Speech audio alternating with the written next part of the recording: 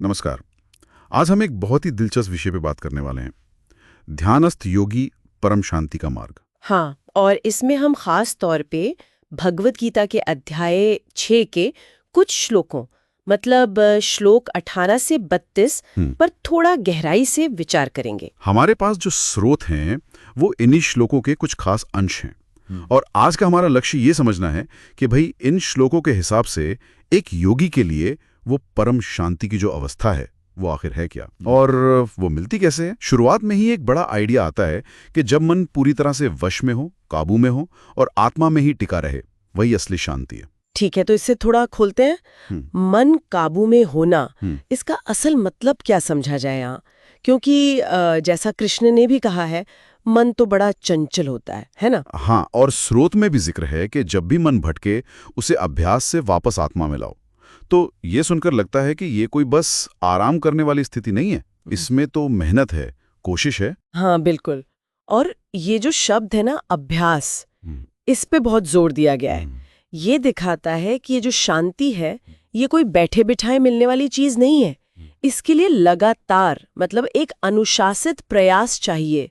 ये सिर्फ मन को शांत करना भर नहीं है, बल्कि उसे बार बार जब भी वो भटके सही दिशा में लगाना है।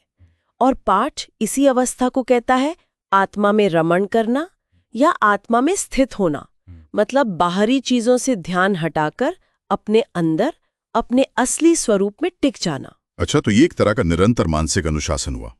और ये बात सिर्फ मन शांत करने तक ही नहीं रुकती। सही है, क्योंकि पाठ इसके आगे पूर्ण योगी की भी तो बात करता है। हाँ बिल्कुल। एक जगह कहा गया है, पूर्ण योगी वो है जो सब में परमात्मा को देखता है और परमात्मा में सबको देखता है।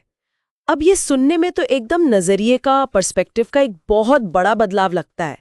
तो ये कैसे जुड़ता है? मतलब सिर्फ मन शांत होने से ये अवस्था कैसे आ जाती है? देखिए, यहीं पर बात और गहरी होती है। होता क्या है कि जब मन अभ्यास से धीरे धीरे स्थिर होता है और आत्मा में टिकने लगता है, तो व्यक्ति की जो दृष्टि है वो बदलनी शुरू होती है। ये जो कहा ना, सब में परमात्मा को देखना, ये असल में समदृष्टि है। मतलब हर चीज को, हर प्राणी को एक समान भाव से देखना।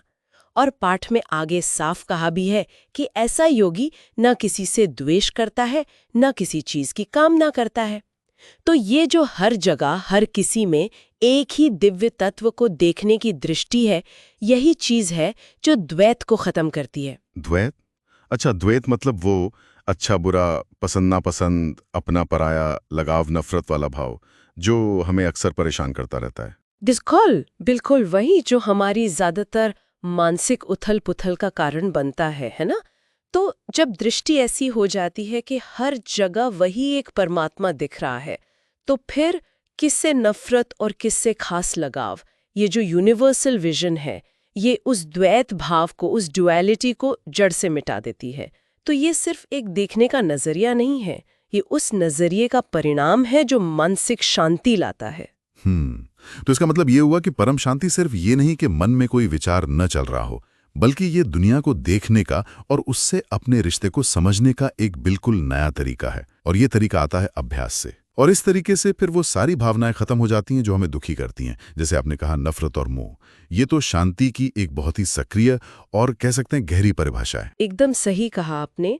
अगर हम इसे संक्षेप में देखें तो इन श्लोकों के अनुसार ध्यानस्थ योगी की परम शांति तक पहुंचने की यात्रा में ये मुख्य पड़ाव हैं। पहला तो मन पर लगातार अभ्यास के द्वारा नियंत्रण पाना। दूसरा, उस नियंत्रण से अपने असली स्वरूप यानी आत्मा में टिक जाना, स्थिर हो जाना। तीसरा, इस स्थिरता से एक ऐसी दृष्टि का विकसित होना जहां सब में और सब कुछ में एक ही परमात्मा दिखाई दे, समदृष्टि जिसे कहा। और आखिरकार इस समदृष्टि के फलस्वरूप वो जो द्वैत भाव है, राग द्वेष, पसंद नापसंद, उसका पूरी तरह मिट जाना, और इसी से स्थायी परम शांति मिलती है। ये वाकई बहुत गहरा विश्लेषण है। चलिए श्रोताओं के लिए एक विचार के साथ इसे समाप्त करते हैं। स्रोत कहता है कि योगी हर चीज में ईश्वर को देखता है, अब सोचिए, अगर कोई व्यक्ति किसी खास योग मार्ग पर न भी चल रहा हो, तो भी रोजमर्रा की जिंदगी में, अपनी बातचीत में, अपने व्यवहार में इस तरह की समदृष्टि को, बराबरी के भाव को थोड़ा थोड़ा अपनाने की कोशिश करना, तो ये कोशिश हमारे आपसी व्यवहार को, हमारी प्रतिक्रियाओं को, हमारे अनुभवों को कैसे बदल सकती है, इस पर विचार किया जा सकता है।